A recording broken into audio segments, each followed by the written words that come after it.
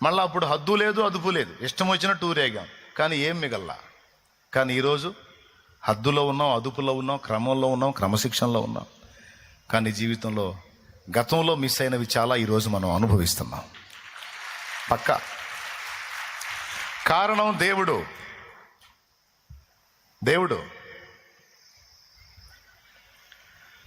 దావీదు ఏమేమైతే ఆశించాడో, ఎదురు చూశాడో, అవన్నీ ఏవేవైతే తన హృదయంలో వాంఛించాడో అవన్నీ ఓ పక్కన ఉన్నాయి, ఓ పక్కన దేవుడు ఉన్నాడు. ఎవరు కావాలి నీకు? అవి కావాలా, దేవుడు కావాలా? దేవుడే కావాలని పట్టుకున్నాడు.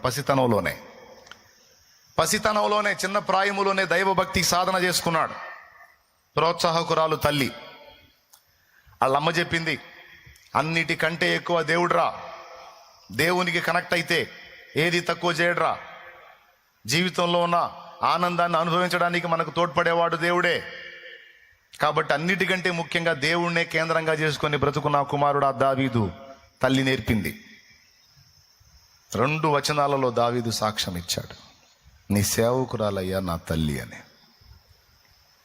అంటే భక్తిపరురాలు. ఆమె గైడెన్సీతో బాల్య దినముల నుండే దేవునికి కనెక్ట్ అయ్యాడు. తంత్రి వాయిద్యం వాయిస్తూ దేవుని ఆరాధన చేసేవాడు చిన్న ప్రాయము నుంచే. ఇప్పుడు మీరు చెప్పండి, పసితనము నుండే దేవునికి కనెక్ట్ అయిన దావీదు పొందనిది ఏమన్నా ఉందా? మనుషుడు అనుభవించాలనుకున్నవన్నిటిని కూడా దావీదు అనుభవించే అనుభవంలోనికి దేవుడు తెచ్చాడు. పసితనములోనే దేవునికి కనెక్ట్ అయిన దావీదుని దేవుడు అరణ్యంలోకి తీసుకెళ్లి అడవుల్లో గలిపేలా, రాజయోగిలాగా, యోగే కానీ రాజు, రాజయోగిలాగా అన్ని అనుభవంలోనికి తీసుకొచ్చాడు. ఏది ఎలా ఉంటుందో అన్ని రుచి చూపించాడు. ఫస్ట్ దేవుడు. బాగా వినండి, నిజంగా ఇంట్రెస్ట్గా వింటున్నారా లేకపోతే ఏదో దొరికాం కానీ అంటున్నారా? ఎంతమంది ఇంట్రెస్ట్గా వింటున్నారు? చేతులు ఎత్తండి. డౌట్ వచ్చింది నాకు. దేవునికి స్తోత్రం. రైట్. ఫస్ట్ ఎవరు? దావీదుకి దేవుడు. తర్వాత దేవుడు అన్ని లోకంలో దావీదు ఏవేవైతే చూడగోరాడో అవన్నీ అనుభవంలోకి తెచ్చాడు. అనుభవంలోకి తెచ్చి ఫైనల్గా దావీదు దేవుని ముందుకు వచ్చినప్పుడు దేవుడు ప్రశ్నించాడు, ఫస్ట్ నాతో మొదలు పెట్టావు, ఇప్పుడు లోకంలో అన్నీ అనుభవించావు, ఇప్పుడు ఏమర్థమైంది? అయ్యే కావాలా నేను కావాలా? అంటే నాకు అర్థమైంది దేవా, అందులో ఏముందో నాకు అర్థమైంది. ఏమర్థమైంది? ఏమీ లేదని అర్థమైంది. అంతా భ్రమ అని అర్థమైంది.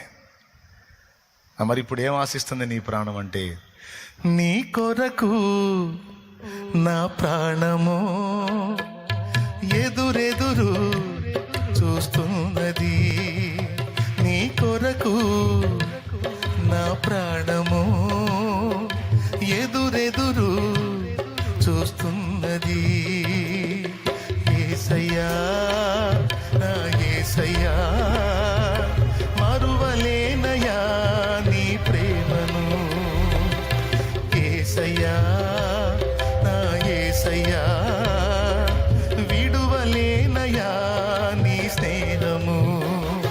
నీ కొరకు నా ప్రాణము ఎదురెదురు చూస్తున్నది. దేవునికి మహిమ. ఫైనల్లో దావీదు కోరింది ఏందా అంటే, దేవుడే, నాకు దేవుడే చాలు.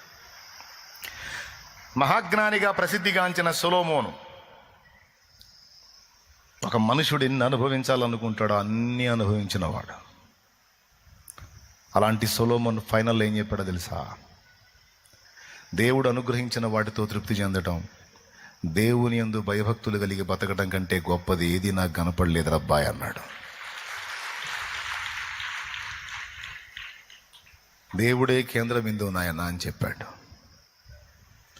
ఇలా భక్తులందరూ కూడా రాజయోగుల్లాగా అన్ని అనుభవించారు అండ్ దేవుణ్ణి కూడా అనుభవించారు. రెండిట్లో వ్యత్యాసం తెలుసుకున్నారు. దేవుడే గ్రేట్ అన్నారు, దేవుడు చాలన్నారు.